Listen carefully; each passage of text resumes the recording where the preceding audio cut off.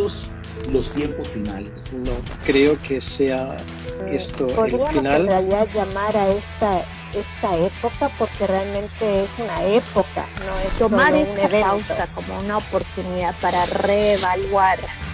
Sean bienvenidos a la comunidad virtual de servidores, una expresión de servicio más que Misiones Globales Shalom facilita. Acompañamiento, oración, fortalecimiento de las capacidades ministeriales, inspiración y la canalización de conexiones a pastores, iglesias y otros servidores que están inmersos en la misión de Dios en sus contextos. Puedes escribir al sitio web www.shalomcr.com.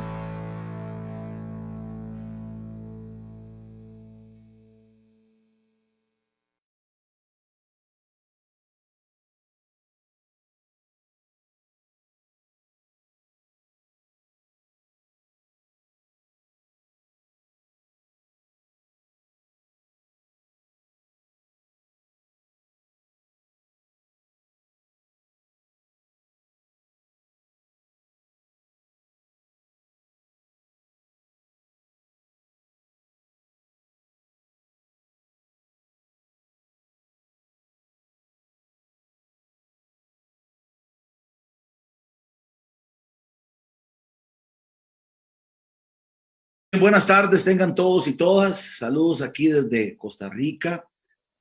Gracias una vez más por ser fieles a esta romántica, transformadora cita de todas las semanas en la que nos seguimos exponiéndonos a diferentes voces con el ánimo de fortalecer lo que ya Dios está haciendo en nosotros y, como siempre lo acuño, a pesar de nosotros y nosotras, porque no siempre es en virtud de lo que somos. Gracias por sacar este tiempo para conectarse los miércoles a las 4 de la tarde para celebrar juntos y juntas. Yo deseo agradecer muchísimo a la invitada de esta tarde, de esta jornada, a la doctora Nancy Bedford, argentina. Dicen que le va a Boca Junior, lo cual me parece súper bueno. No sé si será buena. Casada, tiene 3 hijos, doctora en teología, escritora, acaba de escribir, terminar 2 de sus libros, de los muchos artículos que ha hecho. Son 2 libros, un comentario de Gálatas y el otro es el feminismo desde 3 voces, pero ella puede ampliar mucho más en todos esos detalles. Nancy Bedford, bienvenida a la comunidad virtual de servidores. Aquí tienes una comunidad de caminantes del camino, muy diverso, muy diverso. Somos alrededor de 24, 25 países representados y nos juntamos todos de manera libre, espontánea, a ser expuestos a las voces de otros caminantes con el ánimo de ser fortalecidos en lo que ya el Señor está haciendo en nosotros. Así es que bienvenida a la comunidad virtual y también bienvenido a los que nos están siguiendo en las redes sociales. También muchísimas gracias. Ya saben que al final de la exposición de la autora Nancy, cada uno y cada una tendrán el espacio para poder preguntar y reaccionar. Bienvenida, Nancy. Gracias, un gusto. ¿Y ahora qué hacemos? No, pues ya va, básicamente ahora sí. Con el matecito adelante. Con el matecito adelante. Bueno, no sé si se veía esa cuestión que yo había puesto que yo jamás hice esta cuestión de compartir nada. Ahí está. ¿Se ve algo? Sí, y ahora nada más te vas abajo donde está como la copita ya para ampliar, abrir la imagen. ¿Qué imagen abro? Para abrir, para ampliar la imagen del... ¿Se ve muy chiquitito? Sí, aquí se ve pequeñito. No tengo idea cuál creo que, es. En tu pantalla creo que es a la derecha, que hay como una copita, un icono en la copita para ampliar la imagen. A ver, ¿será esto? ¿Ahí se ve algo? ¿No? Aún no.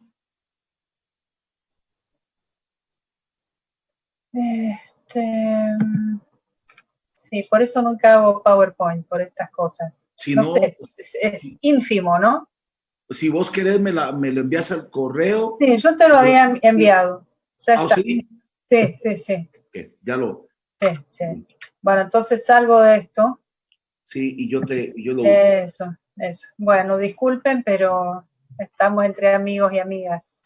Así es. Arrancamos y son nada más que 10 imágenes, así que en algún momento empalmamos las imágenes con la presentación, que es ¿qué nos dice Jesús de Nazaret en esta época de pandemia? Y es un gusto estar con ustedes en esta tarde y compartir algunos pensamientos, así que muchas gracias, Roy, por invitarme. Bueno, les cuento que resido actualmente en Estados Unidos y aquí se ve mucha distorsión cristológica, específicamente en el pueblo evangélico. Se toma el nombre de Jesús en vano para justificar todo tipo de discriminación, de odio. Y por supuesto que en nuestros países latinoamericanos y caribeños pasa lo mismo. Se distorsiona la persona, el mensaje y la obra de Jesús. Y eso hace mucho daño. En lo personal me preocupa cuánta gente en nuestras comunidades queda curada de espanto, se aleja, nunca más quiere pisar una iglesia por las terribles cosas que se dicen y se hacen supuestamente en nombre de Jesucristo. ¿Cómo puede ser esto si el Evangelio es una buena noticia? ¿En qué estamos fallando? En medio de esta problemática, y complicando aún más el panorama, aparece el COVID-19. Y en muchos de nuestros países no nos estamos pudiendo reunir físicamente en comunidad, sino que nos estamos reuniendo virtualmente, como hoy. Y creo que muchos estamos repensando muchas cosas a raíz de la crisis. Me parece que es un momento excelente para replantearnos quién es Jesús, por qué lo seguimos. ¿Tiene algo para decirnos en este tiempo de pandemia? Al menos son algunas de las preguntas que yo me hago y que tal vez nos hagamos muchos y muchas.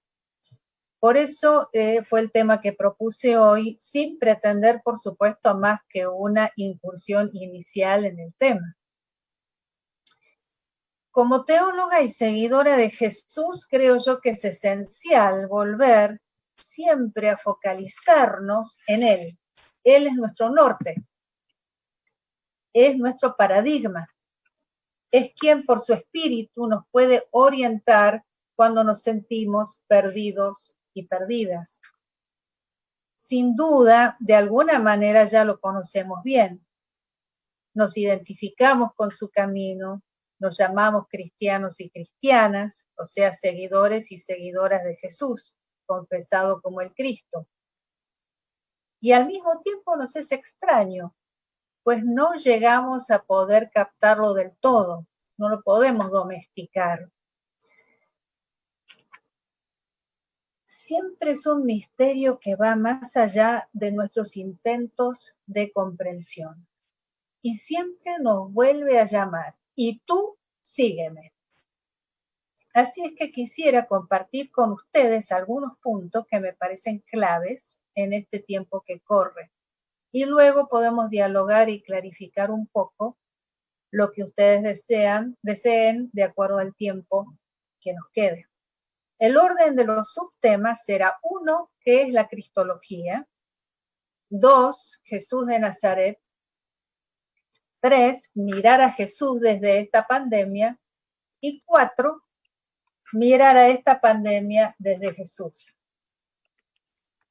Entonces, empecemos por nuestro tema, que es la cristología, porque estamos con un tema cristológico, evidentemente. Entonces, conviene aclarar, en primer lugar, qué entendemos por cristología. Yo sugiero las siguientes pautas. La cristología es una exposición sistemática de las implicancias concretas de seguir a Jesús en la fuerza del Espíritu. Una exposición sistemática de las implicancias concretas de seguir a Jesús en la fuerza del Espíritu. Esta cristología se arma en el camino y en la comunidad, y está imbuida de la oración, del diálogo, de la praxis de fe, de la praxis del amor y de la praxis de la esperanza a la manera de Jesús. La cristología se nutre de las raíces bíblicas, pero se riega con las lágrimas y con las alegrías de la comunidad de fe, florece en el diálogo con la tradición teológica, y surge en respuesta a realidades candentes de cada lugar y de cada tiempo.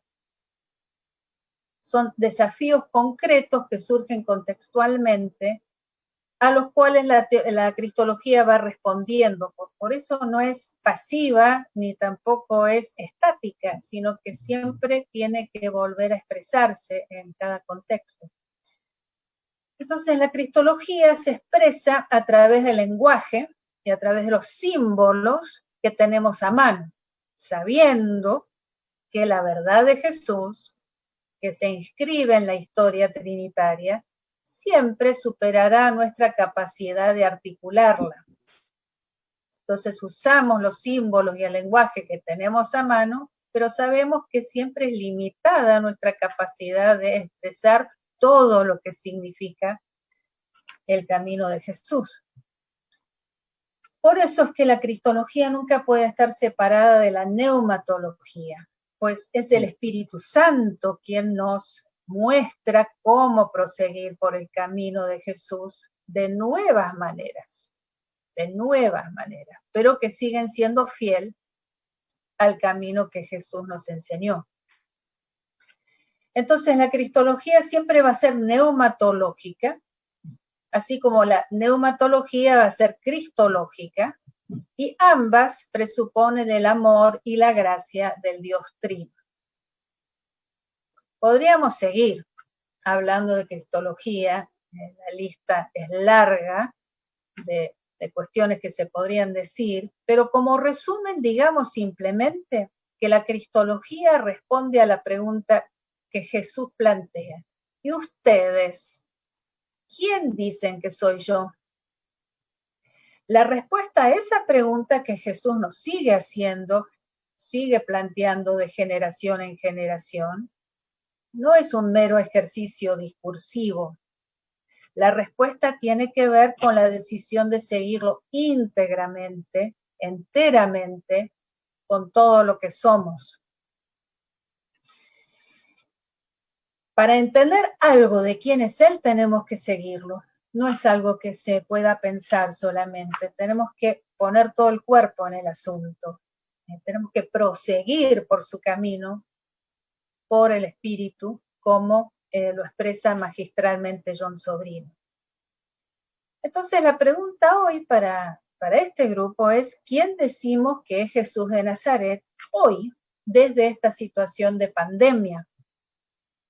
Es una pregunta que debemos contestar desde nuestra experiencia, desde nuestras convicciones personales, pero también desde lo comunitario.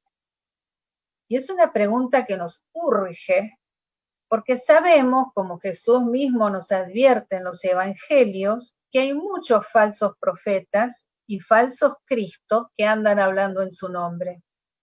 Por eso la pregunta de fondo también es: ¿cuáles son los frutos de las cristologías que andan por ahí? ¿Cuáles son los frutos de mi propia cristología? El árbol se conoce por sus frutos. ¿Veo frutos de justicia? Justicia en todo sentido, personal, estructural, que surgen en el terreno arado por la cristología que estoy desarrollando junto a mi comunidad. Y si siento que estamos fallando, ¿qué hago? ¿Qué hacemos? La respuesta inicial es simple. Tenemos que volver a Jesús de Nazaret, tal como nos lo presentan los evangelios, pues Él es la medida de nuestras cristologías y de nuestras vidas mismas. Entonces paso al punto 2, que es Jesús de Nazaret, que es el punto más fuerte, de alguna manera, por supuesto. Ahora, cuando surgen los primeros escritos del Nuevo Testamento, las cartas de Pablo, todavía había mucha gente en ese momento que había andado con Jesús, que había sido testigo de su resurrección, que podía hablar desde sus recuerdos personales de Jesús, como dice Pablo en 1 Corintios 15:6, cuando habla de todos los testigos de la resurrección que todavía estaban en vida en ese momento. Entonces Pablo en sus cartas presupone ese bagaje de conocimientos impartidos y transmitidos oralmente por las comunidades que todavía tenían un montón de gente que recordaba a Jesús. Pero con el tiempo esos testigos directos fueron muriendo y surgió la necesidad de poner por escrito elementos centrales del ministerio, de las enseñanzas, de la vida de Jesús, para seguir transmitiendo fielmente la buena noticia del Evangelio. Y así fueron surgiendo, como sabemos, los 4 evangelios. Ahora, esos evangelios, si bien cuentan numerosos detalles de la vida de Jesús, no pretenden ser biografías ni relatos históricos objetivos, si es que puede existir tal cosa, sino que son testimonios de fe y de compromiso con el camino de Jesús. Recordemos, por ejemplo, Juan 20:31, que dice: estas cosas fueron escritas para alentarlos a creer en Jesús como el Mesías, el Hijo de Dios.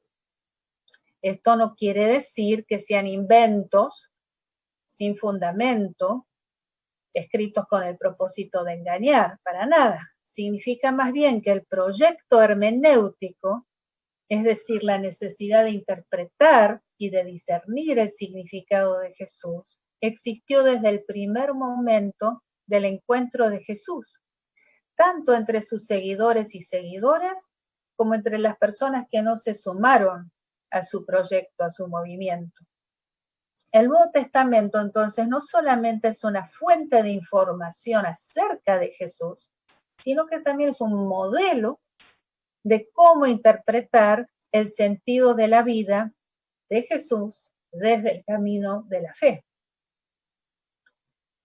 Sería un error entonces olvidar que al existir múltiples autores y contextos en el Nuevo Testamento suenan diversas campanas teológicas o cristológicas desde el principio, que no necesariamente desentonan entre sí, pero por cierto no son monótonas, no son repetitivas. Tomar en serio el Nuevo Testamento significa prestar atención al modelo que nos presenta ese mismo Nuevo Testamento de la diversidad cristológica, de la libertad de contestar a la pregunta de Jesús de Marcos 8:29, pero ustedes, ¿quién dicen ustedes que soy yo? En un tiempo y en un lugar determinado. Las comunidades en torno a Pablo, a Mateo, Marcos, Lucas, Juan, Hebreos, se confrontan con problemáticas diferentes y por lo tanto sus planteos cristológicos no son idénticos, sin que por ello sean irreconciliables. Más bien el modelo cristológico del Nuevo Testamento podría describirse como uno de mutualidad. Quisiera compartir hoy con ustedes algo del mundo en el que vivió Jesús, que dejó huellas materiales que nos ayudan a iluminar y entender estos textos del Nuevo Testamento. Es decir, que los avances arqueológicos de las últimas décadas nos permiten averiguar un poco más acerca del entorno geográfico y social de Jesús. Y quisiera repasar algunos de esos hallazgos porque me parecen muy relevantes para nuestra pregunta de fondo. Comencemos por Nazaret, que después, bueno, si no funcionó el PowerPoint ese, contame, Roy. Perdón, Nancy, Sí. por alguna razón revisé, revisé la correspondencia Sí. que tengo de vos y no lo tengo acá, así es Sí, que... no es importante, después se lo mando a Roy y después él se los pasa, porque ahí pongo un mapa, por ejemplo, que les puede interesar, Pero Nazaret era una aldea sumamente pequeña, tenía probablemente entre 200 y 400 personas. Todos sus habitantes probablemente hayan sido judíos. Y Nazaret estaba construida sobre un montículo, como vemos en Lucas 4:29. ¿Se acuerdan cuando lo iban a tirar a Jesús desde un precipicio? Allí en Nazaret, en las ruinas, en lo que queda, no se han encontrado restos de mosaicos, frescos, ni de calles empedradas, o sea que era un lugar modesto y rústico. Seguramente las casas tenían ventanitas chiquititas y techos chatos. Sin embargo, Nazaret en el primer siglo no estaba aislada del resto del mundo, porque estaba a pocos kilómetros de Séforis, que sí era una ciudad importante. Y Séforis, por su elevación, probablemente se haya podido vislumbrar de noche iluminada desde la pequeña Nazaret. Recordemos cómo Jesús habla, ¿no?, de la ciudad que está sobre la colina iluminada. Séforis, a su vez, se conectaba fácilmente con dos ciudades más. Hacia el sur con Cesarea Marítima y así con el mar Mediterráneo, y hacia el norte con Tiberias y así con el mar de Galilea. Entonces, por más que Nazaret fuera pequeña, Jesús estaba conectado con el mundo a través de estos caminos que llevaban a puertos, que llevaban a mundos más grandes. Inclusive en las aldeas pequeñas como Nazaret, las sinagogas funcionaban como el corazón de la comunidad y también como espacio de alfabetización, tal como da a entender el Nuevo Testamento en Lucas 4, cuando Jesús vuelve a la sinagoga de Nazaret. Jesús entonces seguramente sabía leer, aunque es probable que no haya manejado la lectoescritura al nivel de los escribas profesionales, pero sabía como para abrir el rollo y seleccionar una lectura impactante de Isaías. Ustedes recordarán, el Espíritu del Señor está sobre mí, porque me ha consagrado para llevar la buena noticia a los pobres. Me ha enviado a anunciar libertad a los presos, dar vista a los ciegos, poner en libertad a los oprimidos y anunciar el año favorable del Señor. Esto es Lucas 4, 18 y 19, haciendo referencia a Isaías 61, 1. Cuando los de la sinagoga escuchan que él se identifica como el ungido, el consagrado, que viene a predicar la buena nueva, dicen, ¿pero acaso este no es el hijo de José? Y terminan enfureciéndose con él.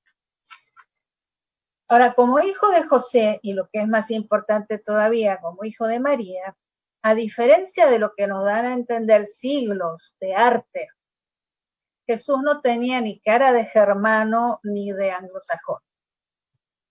Su madre tampoco.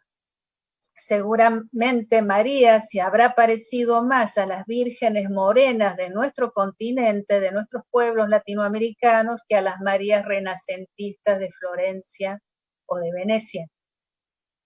Por cierto, no sabemos cómo era el rostro de Jesús, pero la mayoría de los varones tenían barbas ligeras, cabello castaño muy oscuro, a menudo crespo, y cejas fuertes que marcaban ojos color café. O sea que Jesús, la cara de Jesús debe haber sido algo parecida a la de varios de los rostros que veo que me están mirando ahora en este momento. Algo más correcto históricamente que vemos a menudo en la tradición artística es un José mucho mayor que María. Y esto era muy común. Era inusual que un varón adulto todavía tuviera en vida a su padre, o que los nietos conocieran a sus abuelos varones. De hecho, más allá de los relatos del nacimiento de Jesús en Lucas y Mateo, y la mención de Jesús como el hijo de José en el texto de Lucas 4 que acabamos de repasar, los evangelios no mencionan jamás a José, mientras que sí hablan específicamente de su madre, sus hermanas y sus hermanos. En Marcos 3, en Juan 2, en Hechos 1. Interesante que en Marcos 6:3 la misma gente de Nazaret lo identifica como el artesano hijo de María. El artesano hijo de María. La palabra tecton significaba un artesano que trabajaba el metal, la piedra y sobre todo la madera, por lo que solemos interpretar que Jesús era carpintero. Seguramente habrá sido hábil con las manos como artesano y los aldeanos lo sabían. Se sorprenden ahora, en Marcos 6, se sorprenden que ahora tantas obras poderosas sean hechas por sus manos y preguntan, tal vez socarronamente, ¿qué sabiduría es esta que le ha sido dada? En la visita a su tierra que describen los evangelios, él va junto con sus discípulos. Jesús seguramente ya se habría ido de la aldea hace tiempo. A menudo los aldeanos varones se veían obligados a migrar a otras ciudades en búsqueda de trabajo y también a veces buscando pareja. Pasar de una aldea pequeña como Nazaret a un pueblo más grande, tal como Capernaum, sobre el mar de Galilea, hubiera sido algo bastante esperado. En los evangelios, Natanael se muda de Caná a la orilla del lago, mientras que Felipe, Pedro y Andrés se mudan de Betsaida a Capernaum. Y después cuando tengan el PowerPoint pueden ver ese mapa que muestra la relación entre todos estos pueblitos. Entonces el carácter itinerante del ministerio de Jesús, el hecho de que diga que no tiene dónde apoyar su cabeza, en Mateo 8:20, es absolutamente atendible en este contexto de migración interna y de inestabilidad económica. En ese sentido, Jesús seguramente vivió en carne propia una situación parecida a la que lleva a que tantos centroamericanos y centroamericanas emprendan el camino al norte. La vida en Galilea en la época de Jesús, al igual que la vida en toda la zona mediterránea, era dura, frágil y a menudo corta. El examen de los restos humanos del primer siglo muestra que los bebés y los niños eran especialmente vulnerables a una serie de enfermedades crónicas, tales como la malaria, la disentería y la tuberculosis. Era común que las estructuras familiares extendidas, que eran vitales para sobrevivir, se desestabilizaran por la muerte de algunos de sus integrantes. No debería sorprendernos entonces que en los evangelios se hable de casos febriles, peligrosos e intensos, como el de la suegra de Pedro en Marcos 1 y el del hijo del centurión en Juan 4. A las enfermedades endémicas se sumaba la inestabilidad de las lluvias y por lo tanto de la producción agropecuaria y la presión impuesta por las políticas económicas del Imperio Romano. Estas situaciones de inestabilidad nos pueden resultar familiares de nuestros países, azotados por desastres naturales y por las consecuencias del cambio climático, por la violencia económica y social, por presiones imperiales por parte de una estructura global de poder que ve a nuestras tierras simplemente como espacio para extraer ciertos bienes deseados, tales como ese café tan rico que mencionaba Roy, o las bananas, ¿no? U otras cosas que quieren los pueblos de afuera y los intereses económicos de afuera. En Galilea, bajo la ocupación romana, el suelo fértil estaba siendo abusado por un sistema de dueños ausentes que servía para consolidar y acumular la tierra, a las que estos dueños ausentes veían como un modo de buscar rédito económico, pero no como un hábitat que permitiera la subsistencia de los campesinos locales a largo plazo. El suelo fértil estaba siendo devastado rápidamente en Galilea, llevando a la desertificación. sea, hay unos paralelos increíbles entre la Galilea de Jesús y algunas cosas que vivimos en nuestros pueblos. Por eso estoy mencionando esta serie de cuestiones. El Imperio Romano procedió de manera sumamente cruel en Palestina. Sus conquistas y sus reconquistas de las tierras de aquellos pueblos que consideraba recalcitrantes, tales como los judíos de Galilea y de Judea, fueron feroces. A veces los romanos arrasaban con ciudades enteras, como hicieron con Corinto en el año 146 a.C. Luego, a veces las refundaban como ciudades romanas. Las masacres, las matanzas, eran parte de su modalidad de dominio, de conquista. Y esto, por ejemplo, ocurrió en Magdala, que es el pueblo de María Magdalena, y alrededores de Magdala en los años 53 y 52 a.C. También ocurrió una masacre en Nazaret en el año 4 a.C. Entonces, si bien a veces los libros de historia idealizan la civilización romana, los acueductos, los caminos y qué sé yo qué, es importante recordar cómo los más vulnerables experimentaban esta supuesta civilización, porque estos vulnerables fueron aquellos que Jesús mismo priorizó en su ministerio y de hecho era la población a la que él mismo pertenecía. Notemos también aquí que si bien él era varón y estaba sano, lo que significa que tenía un relativo privilegio con respecto a las mujeres y a la gente enferma, la forma en que ejerció su masculinidad no fue violenta, no fue nunca violenta. Al contrario, enseñó una manera no violenta de resolver conflictos y mostró un gran respeto por las mujeres y por las capacidades teológicas de las mujeres, como vemos en muchos de los relatos de los evangelios. Pensemos en María de Nazaret y su gran himno a la justicia, el Magnificat. Pensemos en María de Betania y su confesión de Jesús como el Mesías, como el Cristo. Pensemos en la mujer samaritana, la primera predicadora del Evangelio, que va a su pueblo y cuenta. Pensemos en María de Betania y su práctica de sentarse a los pies de Jesús como estudiante. Pensemos en la mujer cananea, que fue interlocutora de Jesús y lo hizo ver tal vez por primera vez que también los gentiles deseaban participar en el reino de Dios. Pensemos en María Magdalena y las otras mujeres que fueron testigos de su resurrección.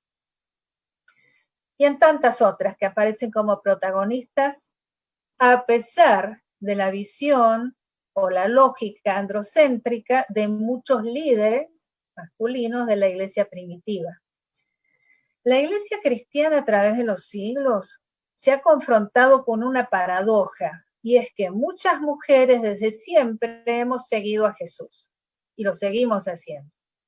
Pero mucho del liderazgo masculino no ha sabido por qué es eso, ni cómo seguir el ejemplo de Jesús en el punto del relacionamiento con las mujeres. Y este es un desafío que sigue sonando hoy. Es importante también recordar quiénes fueron los que tomaron la decisión judicial de ejecutarlo a Jesús en la cruz. No fueron los judíos, fueron los representantes del poder romano, del Imperio Romano. Los romanos a veces gobernaban directamente y otras veces lo hacían a través de lo que se llamaban reyes clientes o señores locales con los que estaban en alianza, tales como Herodes el Grande, y también se apoyaban en alianzas tácticas con instituciones religiosas y culturales, por ejemplo, la casta sacerdotal en torno al templo reconstruido.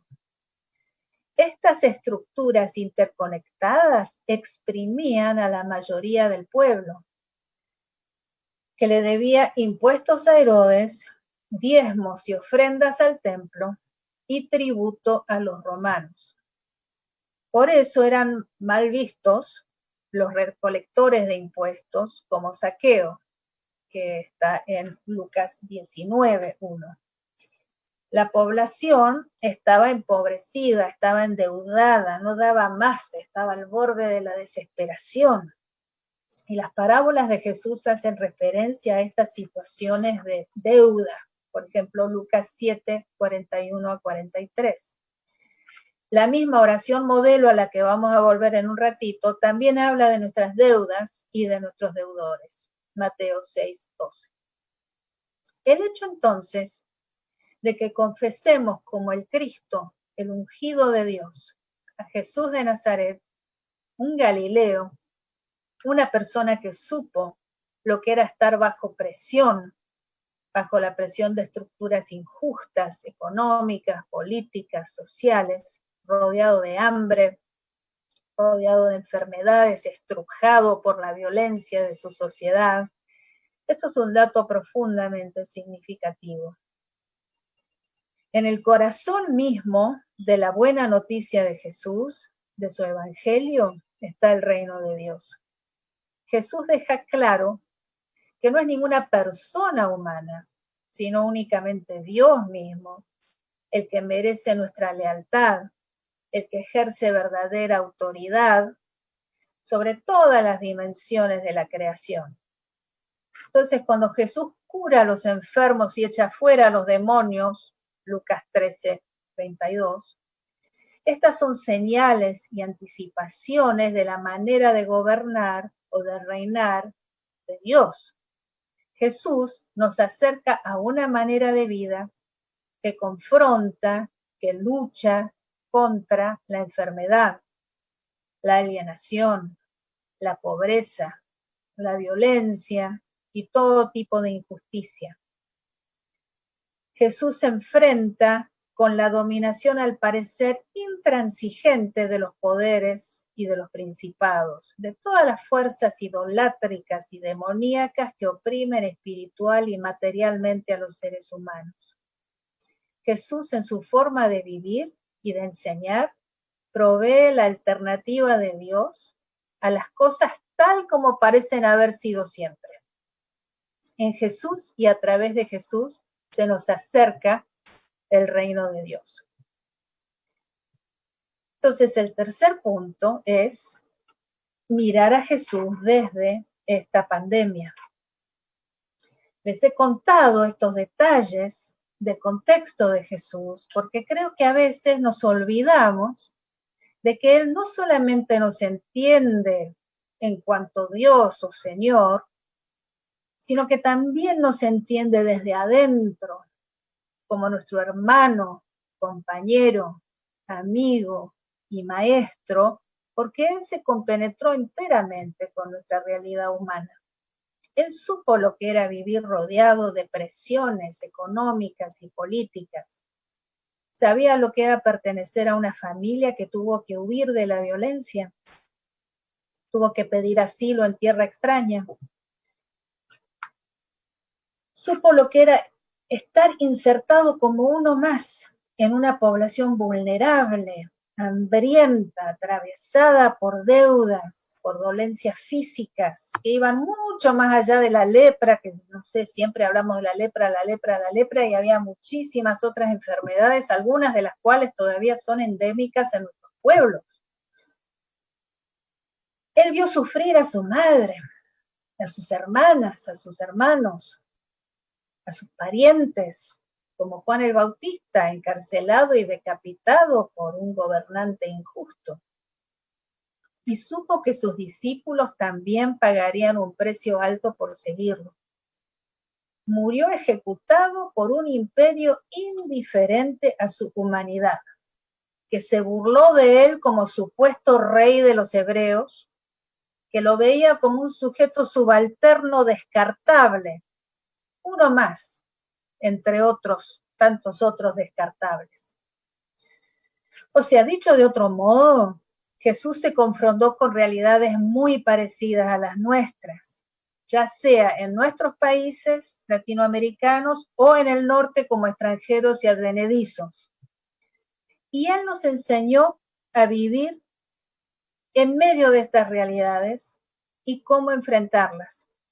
los discípulos le pedían ayuda precisamente en este sentido. ¿Cómo vivir hoy en medio de tanta injusticia y de tanto sufrimiento? ¿Cómo hablar con Dios en medio de todo esto? Esta pandemia agudiza nuestra visión, hace que las grietas en la sociedad se vean con mayor claridad. En Estados Unidos, donde vivo, están muriendo 1.000 personas por día del COVID-19 y al presidente actual no se le mueve un pelo. Se trata de una persona que muchos evangélicos votaron porque supuestamente defendía la vida, interpretada reduccionistamente, únicamente desde la perspectiva de una postura política oportunista con respecto al aborto. Pero este señor no la defiende, así como tampoco Bolsonaro en Brasil no la defiende, que son dos presidentes apoyados fuertemente por muchos evangélicos.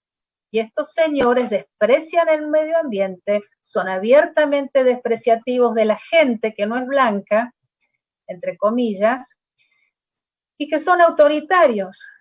Entonces la pandemia devela que tienen políticas que llevan concretamente a la muerte, por lo que en nuestro continente, Estados Unidos y Brasil son lejos los que peor han manejado la pandemia, a pesar de sus economías grandes y su abundancia de recursos. Y esta gente apoyada por los nuestros, por los evangélicos. Ustedes pueden ver ante la situación en la que estamos. Entonces, si la pandemia nos agudiza la mirada, ¿qué nos dice acerca de Jesús de Nazaret? Bueno, al comienzo de esta ponencia les comentaba que la cristología siempre debe elaborarse desde la práctica de la oración, con una actitud de oración, escuchando a Dios, contemplando, expresándole todo nuestro corazón. Y quiero hacer entonces un pequeño ejercicio con ustedes desde el contexto de la pandemia, que es releer el Padre Nuestro, la oración que Jesús nos enseñó y que según los padres de la Iglesia es el resumen de toda su teología, releer el Padre Nuestro desde este contexto de pandemia, basándome en el texto de Mateo 6, del 9 al 13. Empieza Padre, Padre Nuestro. Hay una conexión, y entonces voy a ir comentando cada partecita, ¿no? Hay una conexión filial con Dios, gracias a Jesús. Jesús es nuestro hermano, y por el Espíritu, la Ruaj, nuestra madre, nuestra partera, nuestro líquido amniótico, nuestra dadora de vida, somos adoptados y adoptadas. Y nos dirigimos a Dios con la misma confianza que suelen merecer nuestros padres o nuestros abuelos, si es que son amorosos y dignos de llamarse tales. No nos dirigimos a Dios como si fuera un soberano indiferente o un déspota imperial o un burócrata indiferente, desconfiado. Nos dirigimos a Dios como sus hijos adoptados o sus hijos adoptivos, con todos los derechos de la ley, como receptores de todo su cariño y todo su cuidado. Padre nuestro, no es Padre mío, pero no tuyo, sino nuestro. Nuestra relación con Dios se expresa en la primera persona del plural. Dios no me pertenece a mí solamente, sino que le hablo y le hablamos desde una experiencia comunitaria de fe. A Dios le importa nuestra realidad y sabe que somos seres comunitarios, seres que no pueden florecer cuando estamos aislados. Algunos y algunas han sufrido mucho del aislamiento propio del distanciamiento social de esta pandemia. Pero cuando oramos, aunque estemos solos, sabemos que estamos acompañados por esa gran nube de testigos de ayer y de hoy. Dios está más cerca de nosotros que nosotros de nosotros mismos, como decía Agustín de Hipona. Dios no nos abandona. Bueno, Padre nuestro que estás en los cielos, que estás en los cielos. En la Septuaginta y en la Biblia hebrea, los cielos en plural es el símbolo del lugar propio de Dios. de la trascendencia. Así es que la paternidad de Dios, su generatividad, es trascendente y no justifica ni legitima los patriarcados terrenales, sino que los desarticula y los relativiza. Si la paternidad es un atributo divino, la forma de ser de Jesús nos muestra que no es una paternidad ni una maternidad injusta, controladora, mezquina, desigual. Las paternidades humanas son desafiadas a reinventarse en imagen y semejanza de Dios, que es mutualidad, Trinidad, equidad. Jesús dice, no llamen ustedes Padre a nadie en la tierra, porque tienen solamente un Padre, el que está en el cielo, en Mateo 23:9. Entonces la lógica patriarcal es falsa e idolátrica precisamente porque proyecta en los varones humanos una versión de la paternidad que no les compete y que los termina dañando en su humanidad. Santificado sea tu nombre. El nombre de Dios se refiere al carácter de Dios. Ningún otro nombre merece ser reconocido como divino. Ni el nombre del Dios dinero, ni del Dios prestigio, ni del Dios poder, ni del Dios éxito. Ningún otro ídolo debe ser santificado ni venerado. Solamente puede y debe ser venerado, consagrado y santificado el nombre del Dios verdadero. Ningún otro. No confundamos entonces lo último con lo penúltimo. Solamente Dios es Dios. Solamente el nombre de Dios merece ser santificado. Jesús aquí nos quiere salvaguardar del problema de la idolatría, que es el error humano por excelencia, tratar como dioses a quienes no son tales. Venga tu reino, venga tu reino. Impere tu lógica, tu economía, tu política, tu justicia, tu forma de entender tu creación. Que venga tu reino mesiánico de justicia, de no violencia, de sanidad. Que venga lo que nunca ha sido. El verbo aquí se conjuga en imperativo. Podemos hasta exigirlo con la confianza de hijos e hijas de Dios. Que venga, que se materialice, que se haga carne en cada detalle la forma de proceder de Dios. No esta forma distorsionada que nos está matando. El mensaje del reino de Dios que predica y encarna Jesús es político, no en el sentido de la política partidaria, de algún partido político en especial que sea más santo que otro, sino en el sentido de que afecta a la polis, a la forma de organización de la sociedad, y que cuestiona las dinámicas de cualquier sistema imperante. Podemos ser buenos ciudadanos de nuestros países, pero nuestras lealtades últimas están con Dios, con el reino de Dios. Un reino que no es idéntico a nuestras iglesias, dicho sea de paso, sino que también las desafía a ellas, a nuestras comunidades de fe. Hágase tu voluntad. La voluntad de Dios es gracia, amor, justicia, paz, tal como lo vemos en Jesús. Esto repite de otra manera la misma idea de que venga el reino de Dios.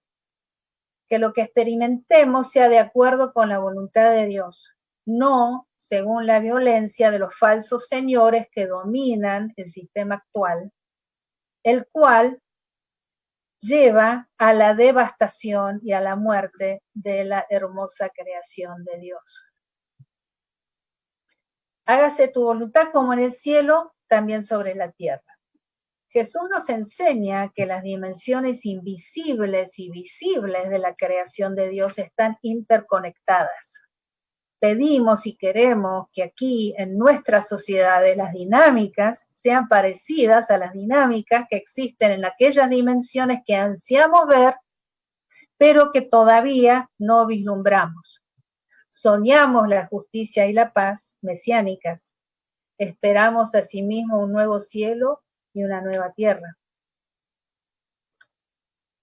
El pan diario nuestro, dánoslo hoy. Pedimos que Dios provea lo básico, lo que necesitamos hoy. y que nos lo provea como comunidad, como cuerpo. Este pan es metafóricamente Jesús, quien simbólicamente nos da a comer su cuerpo, de tomar su sangre en la Santa Cena, pero también es el maná que necesitamos para sobrevivir en el desierto literalmente. No pedimos más de lo necesario, pero imploramos que lo básico esté disponible para todos, para todas. Le pedimos al Padre nuestro que nos dé el pan nuestro, y lo hacemos con total naturalidad. No está de más pedir que Dios provea, que nos provea a nosotros, a nosotras y a todos lo que requerimos para vivir. Cualquier sistema social, político y económico que no provea lo básico es idolátrico. Hay recursos en nuestro mundo para que todos podamos comer ese pan diario, sobre todo si cambiamos nuestra forma de comer para concentrarnos en la comida de origen vegetal y menos en la comida de origen animal, que en su forma actual no es sustentable para el planeta. La ganadería industrial, además de torturar a los animales, produce gases metanos que contribuyen al calentamiento global. Pidámosle a Dios el pan nuestro de cada día. Si tenemos recursos como para alimentarnos y elegir qué comer, pensemos en la mejor manera de estar sanos y de repartir los recursos alimenticios. Perdónanos nuestras deudas, así como nosotros también hemos perdonado a nuestros deudores. La dimensión económica y material no se disipa en la lógica del reino de Dios, a tal punto que Jesús describe nuestras faltas y la gracia de Dios en términos económicos.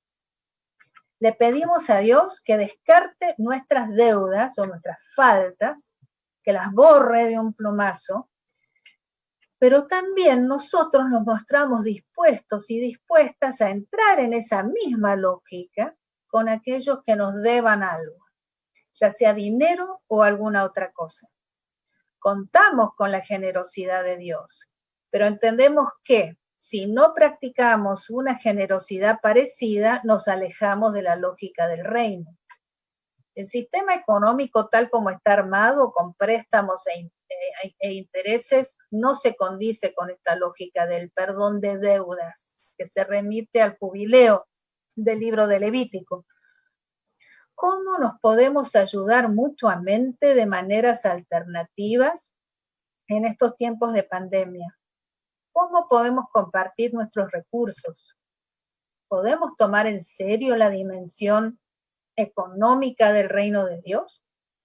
¿Podemos resistir a la lógica de acumulación que nos coloniza a todos a través de la publicidad y de muchas otras maneras? Tengamos o no recursos, porque coloniza nuestros deseos, tengamos o no los recursos de comprar las cosas. ¿Podemos aprender a tratarnos como seres humanos preciosos, cuyo valor no depende de las posesiones? ¿Podemos dejar de consumir a los demás como si fueran objetos? Esta cuestión de perdonar las deudas tiene tremendas implicancias que a veces no queremos examinar porque secretamente estamos atados y atadas a la lógica económica preponderante. Es notable para mí que en la teología se hable de la salvación como la economía divina, la economía de Dios. Y llegamos al final del Padre Nuestro, que es: no nos metas en la tentación, sino rescátanos del mal o del maligno. Jesús nos enseña que tenemos todo el derecho de pedirle a Dios que nos exima de pruebas que no podemos soportar, que nos rescate del encuentro con el mal que nos agobia. El mal nos supera y no lo entendemos. Le pedimos a Dios que nos ayude en nuestro sufrimiento y en nuestro dolor, que nos rescate de la trituradora que es la lógica del sistema dominante. Sabemos que Dios nos puede rescatar, aunque su forma de hacerlo no siempre nos parezca lógica, porque pasa por el amor y no por el odio, por la práctica de la paz y no de la violencia, por el sendero estrecho y no por lo que pareciera el camino más amplio y más directo. Pero se lo pedimos en fe. Desde la experiencia de la pandemia, que por supuesto varía desde nuestros diversos contextos, vemos que se agudiza la relevancia del Padre Nuestro. Es una oración capaz de cambiar nuestra mirada si la oramos sin trivializarla desde el camino del seguimiento de Jesús, del que hablábamos al principio. Y llego al cuarto punto, el último punto, que es mirar la pandemia desde Jesús. Entonces concluimos con la rearticulación de la pregunta con la que comenzamos. ¿Qué podemos decir frente a la pandemia actual desde Jesús de Nazaret? Yo quiero sugerir un solo reto para seguir pensando. Algo que surge de la siguiente observación. La pandemia del COVID-19 no es la única pandemia a la que nos enfrentamos. Sabemos muy bien que las pandemias son múltiples y son endémicas. Y estoy pensando en particular en la pandemia de la violencia, que termina vinculándose con el COVID, por ejemplo, en el incremento de violencia doméstica bajo el régimen de distanciamiento social. La gente está encerrada en la casa y hay más casos de violencia de género, violencia doméstica. Si repasamos el ministerio de Jesús, vemos que se dedicó mucho, tanto a sanar a la gente de sus dolencias, como a mostrar un modo de vida que se resistía a la violencia como norma. ¿Qué pasaría si aplicáramos su lógica a los ministerios de nuestras iglesias? Si tratáramos a la violencia en nuestros países, en nuestras ciudades, en nuestras iglesias, en nuestras familias, como una pandemia más, ¿seríamos capaces, como comunidades de seguidores y seguidoras de Jesús, de tomar pasos tan decisivos frente a la violencia como lo hemos sido capaces de hacer frente al COVID-19? Sabemos que hay modelos para enfrentar la violencia desde la salud pública, que son alentadores en el sentido de que ven el fenómeno de la violencia como algo previsible, pero también prevenible. Hay pasos concretos que se pueden seguir, por ejemplo, reducir la circulación de armas de fuego en una población aumenta la esperanza de vida, sobre todo de la gente joven, en esa población. Estamos enfermos de violencia, pero se trata de una pandemia que se puede ir curando. La pregunta entonces es, ¿qué pasaría si tratáramos de ver en qué formas concretas como iglesias evangélicas somos cómplices de la violencia? ¿Qué pasaría si pensáramos en cómo aplicar los modelos de salud pública a la tarea de nuestras iglesias? Recordemos que ya estamos juntando experiencia en cuanto a esto de adaptar medidas de salud, adaptar y adoptar medidas de salud pública. Por ejemplo, en la medida que no nos estamos reuniendo muchas de nuestras iglesias en persona por el COVID actualmente. En mi propia comunidad de fe, pareciera que hay más gente en los cultos ahora virtualmente de lo que había antes en persona. Estamos experimentando, haciendo un montón de cosas creativas, lindas.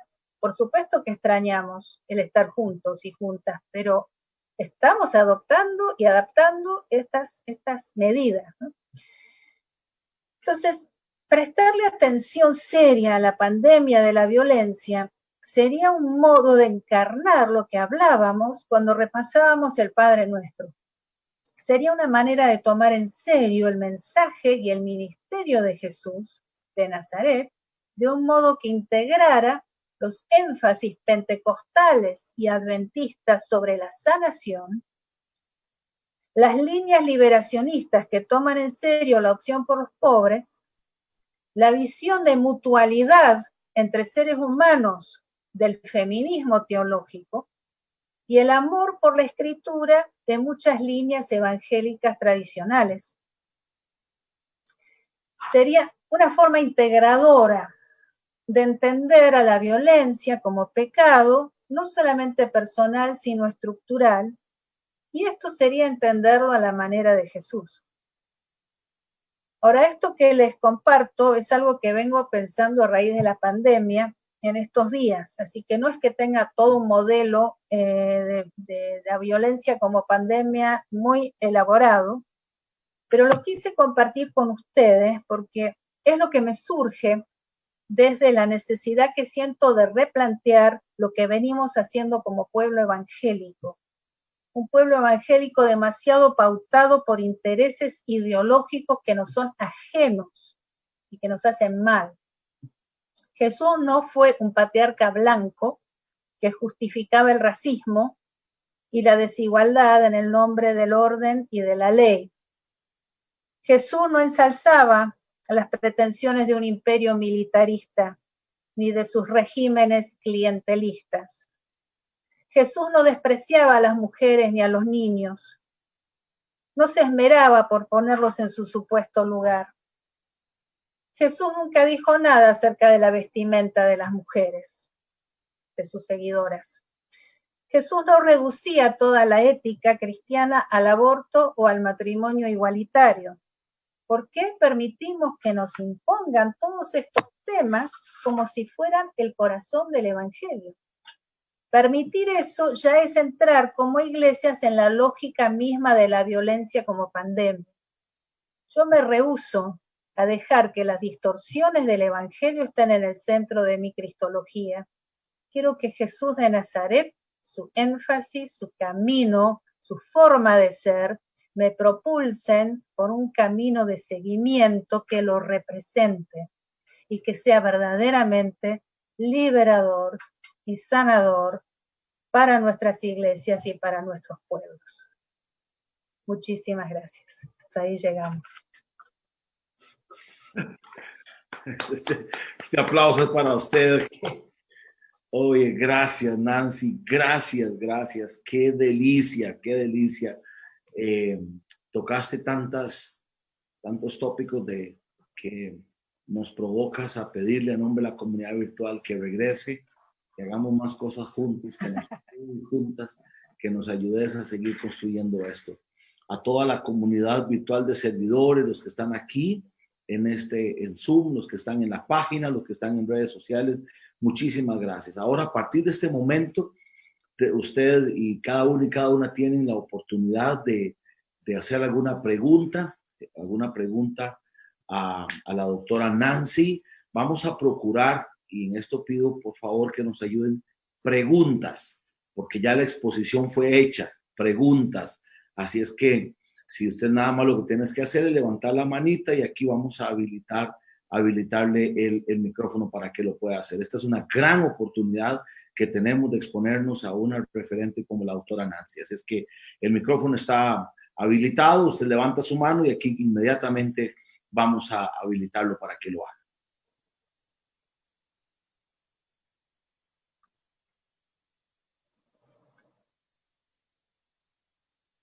Janet Márquez, debo entender que quieres hacer una pregunta. Bien. Adelante. Hola, Dios le bendiga, buenas tardes. Yo soy del Salvador. Con esto de la pandemia en un país donde los recursos económicos, la mayoría sabe que nuestro país sufre otro tipo de pandemia también, así como la doctora hablaba de la pandemia de la violencia.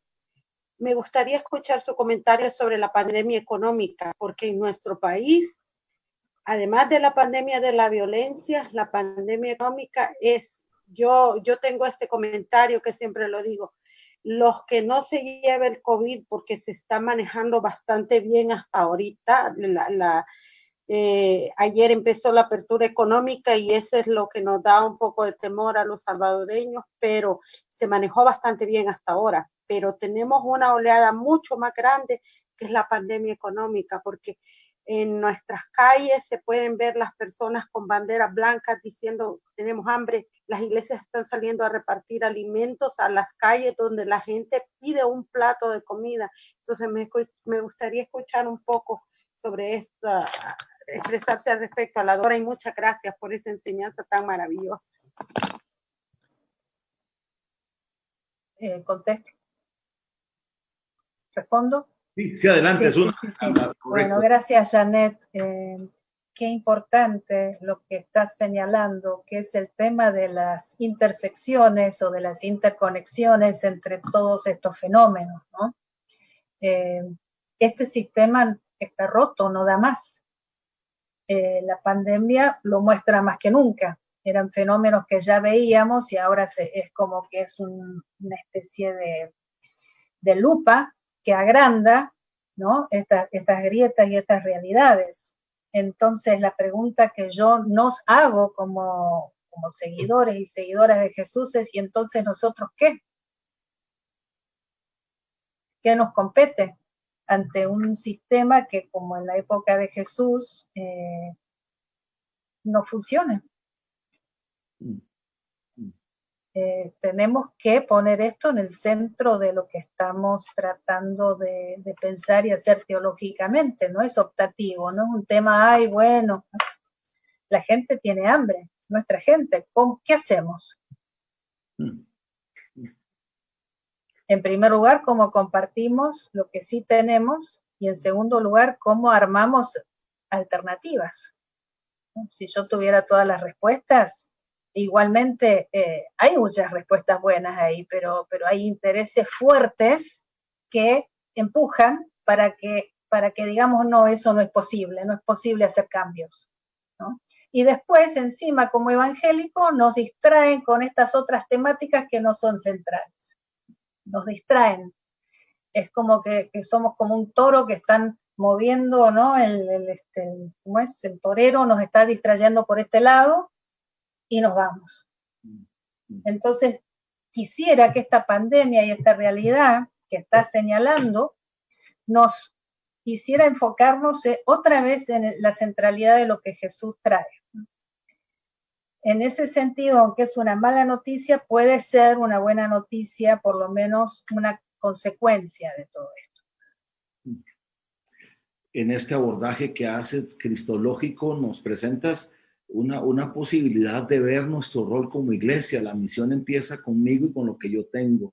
A veces nos dejamos abrumar demasiado por el sistema imperialista colonizado y nos abrumamos y creo que definitivamente podemos hacer la diferencia. Dijiste algo, Nancy, doctora, que me llamó mucho la atención, es tal vez en otros términos, pero ¿cómo podemos tratar otros temas, otras pandemias que hoy golpean a la iglesia, son estructurales en la vida de la iglesia, de la misma manera que estamos tratando la pandemia? Y en eso, por lo menos personalmente, quiero seguir trabajando. De la misma forma que hemos hecho tantos esfuerzos para mitigar, controlar la pandemia, deberíamos de abordar en otros espacios. Muchas gracias. Mira, aquí hay una Tomás Morales, por favor, adelante, de México. Y ya voy a leer la pregunta de Maday Navarrete.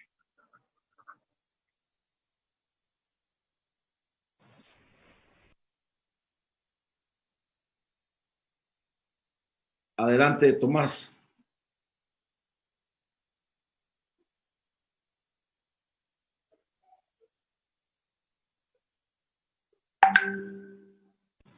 ¿Sí me escuchan? Sí, señor. Sí, muchas gracias, doctora. La pregunta es, siendo Estados Unidos uno de los países más poderosos a nivel mundial, según su interpretación, y estando viviendo en esa región en este momento, ¿por qué tantos muertos? 119,000 muertos, a diferencia de países latinoamericanos. ¿Y qué reflexión podemos sacar de esta situación? Gracias. Sí, excelente pregunta, ¿no? Qué interesante que países con medios muchos menores han hecho un trabajo 1000 veces mejor de salud pública. ¿Por qué? Porque este sistema acá imperante, en primer lugar, no hay medicina social, no hay un sistema de medicina. Aún los que tenemos un acceso a un seguro médico, es difícil ir al médico porque sale miles de dólares, aunque uno esté cubierto, y mucha gente no tiene ni siquiera esa posibilidad, porque el sistema está armado sobre la lógica de la ganancia, no del servicio de salud a la gente, ¿no? Y todo está armado de manera cortoplacista para ganar dinero en unos pocos meses. Parecido a lo que hacía el Imperio Romano con esas tierras en Galilea, ¿no? Saco lo que puedo ahora y no pienso a largo plazo. De manera que esta pandemia demuestra más que nunca la indiferencia de una plutocracia, es decir, el reino de los ricos y de los intereses económicos de las corporaciones, que son totalmente indiferentes a la gente. Y encima, y esto es lo que a mí como teóloga me parece un espanto, engañan estas mismas fuerzas a los evangélicos, otra vez distrayéndolos con 2 o 3 temas y diciendo te damos esto a cambio de tu voto, y los evangélicos van y apoyan una lógica racista, indiferente a los seres humanos y de lo peor. No es que en este país alguna vez sea posible un Mesías como presidente o algo por el estilo, es un imperio, o sea, no nos confundamos, pero hay algunos que son peores que otros, ¿no? Y este que está ahora es totalmente indiferente al bienestar de la gente, de los vulnerables. Es una especie de psicópata, pero lo triste es que está rodeado de gente que lo apaña. Y lo más triste para mí como teóloga es que se usa a Jesús de Nazaret para justificar no solamente la indiferencia a los vulnerables, sino el racismo blanco hacia la gente morena, hacia la gente negra, hacia la gente, como acá se dice, color café. Entonces, esa es mi partecita, mi granito de arena, es tratar de desarticular esa cristología racista y mostrarle a la gente evangélica que tiene interés en estos temas de cómo a veces su piedad fortalece un sistema que va en contra de todo lo que enseña Jesús. ¿No? Entonces, por eso yo dije hoy, Jesús no era blanco. Sin embargo, si uno busca en Google, por lo menos acá en Estados Unidos, aparecen 99 Jesuses blancos y recién después uno más morenito, o si uno busca en imágenes, ¿no? ¿Por qué? Eso es una estructura ideológica de un falso Jesús espiritualizado, desencarnado, que se usa como objeto de manipulación de las masas. Y va totalmente en contra de Jesús de Nazaret, que trae la buena noticia. Claro. Tenemos 3 preguntas más y para ir cerrando, Maday Navarrete te pregunta, ¿qué cambios en el ámbito eclesiástico cristiano crees que debemos cambiar en esta pandemia? Sí, a mí me alienta ver que hemos podido ser imaginativos, flexibles, ágiles, o no sé las experiencias de ustedes, pero a la hora de enfrentarnos a las restricciones que hemos tenido. Me da esperanza que podríamos ser ágiles, flexibles y creativos de aquí en más. No volver a lo viejo tal como lo estábamos haciendo, empezar a pensar en nuevas posibilidades. Todo lo que sea que tenga que ver con la mutualidad, es decir, con el verdadero ejercicio de todos los dones que Dios le da a una comunidad, no a las estructuras jerárquicas, eso es de ayuda. La participación creativa de todos los sectores de la iglesia. Y vemos que hay jóvenes que están participando, que no estaban participando antes. Es decir, que bueno, yo siempre soy una teóloga de la esperanza y veo destellos de esperanza aún en las situaciones más difíciles, y pienso que el Espíritu nos puede inspirar para decir, sigamos haciendo cosas nuevas, vayamos para adelante, hagamos que venga lo que nunca ha sido, compartamos, socialicemos ideas de cómo estamos saliendo para adelante. Yo no puedo decir mucho más de lo que he dicho, pero entre todos, compartir y socializar, bueno, ¿qué estamos haciendo? Y reinventemos en diálogo y en mutualidad esta gran tarea de ser la comunidad de seguidores y seguidoras de Jesús. Claro. El Padre Nuestro que nos decías antes. Nos preguntan en redes sociales, Esmeralda Morales dice, ¿usted cree que las iglesias que han desplazado al verdadero Jesús de sus centros y creencias y acción tienen vuelta atrás a una sana cristología? Sí, qué difícil que es eso, porque yo siento que es como que inoculan a la gente, es como que la gente se vacuna en contra de la fe, finalmente. Es decir, esas iglesias destruyen tanto, destruyen vidas y destruyen la posibilidad de que mucha gente vuelva a tener una relación sana con la iglesia y con el evangelio, porque están tan heridas por estas terribles cristologías y estas terribles teologías que hacen tanto daño. No sé si tienen vuelta atrás esas iglesias.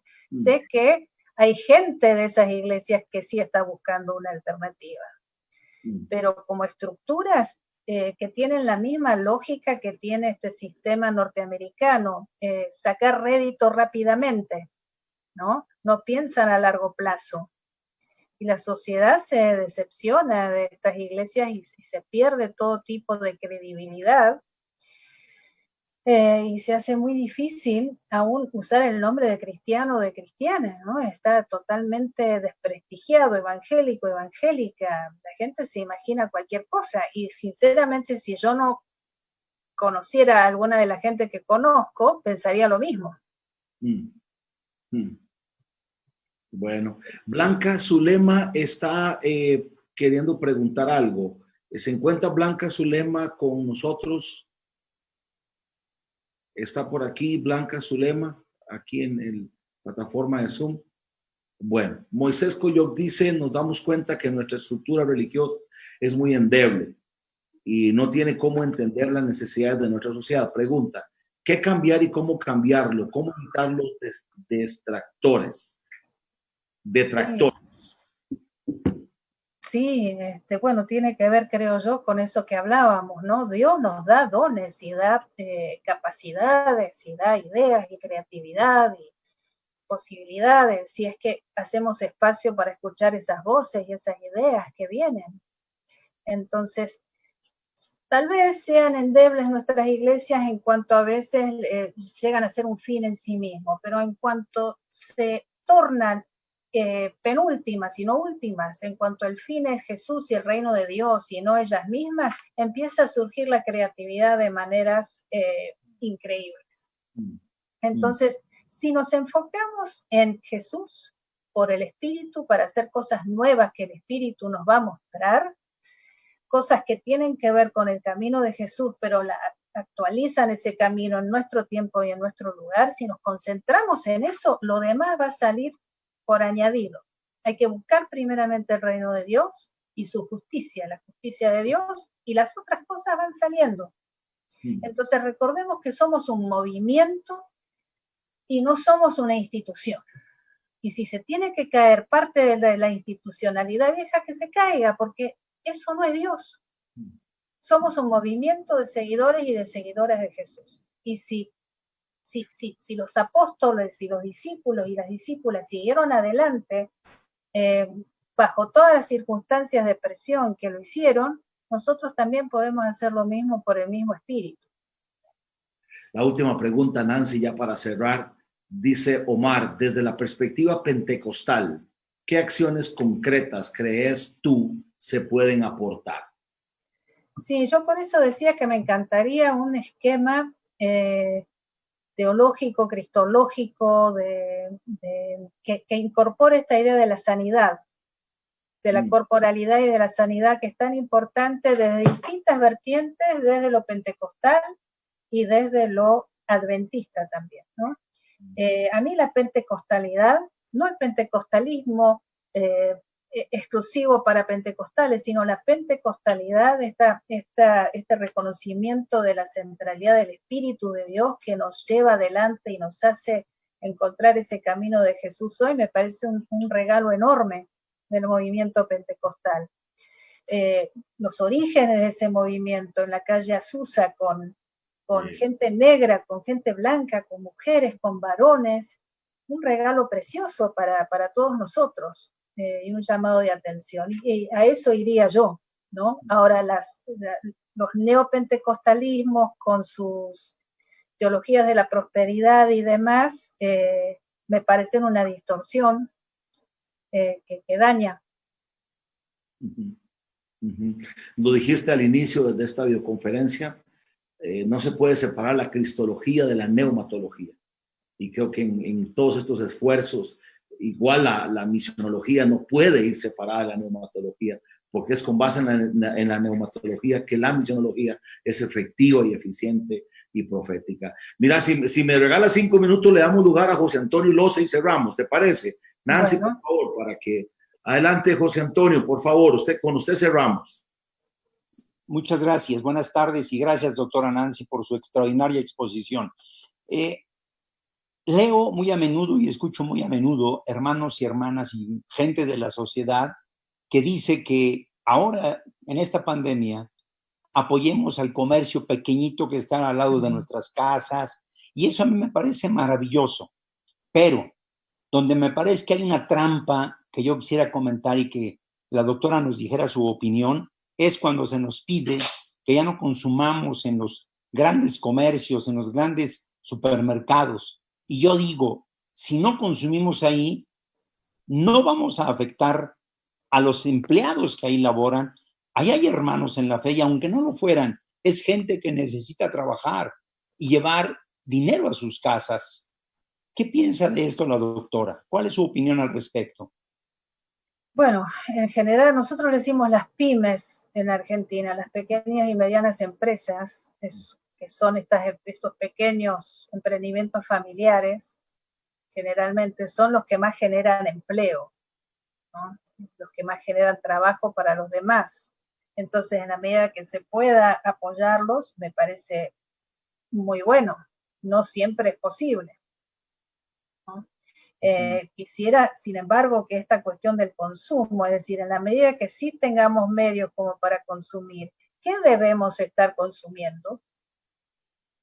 Y el tema de la comida, yo lo mencioné, el tema de la carne, el tema del sistema industrial de producción de comida es otro tema importante y que la Iglesia debería estar abordando. Es decir, eso tiene que ver con amar a la tierra, la creación y la ecología. Es decir, que como todo esto está interconectado, uno no puede vivir puristamente en el mundo sin estar metido en esta injusticia estructural que nos rodea. Pero dentro de lo posible y siguiendo el discernimiento que Harold está enseñando, habrá que hacer el curso con él, ¿no?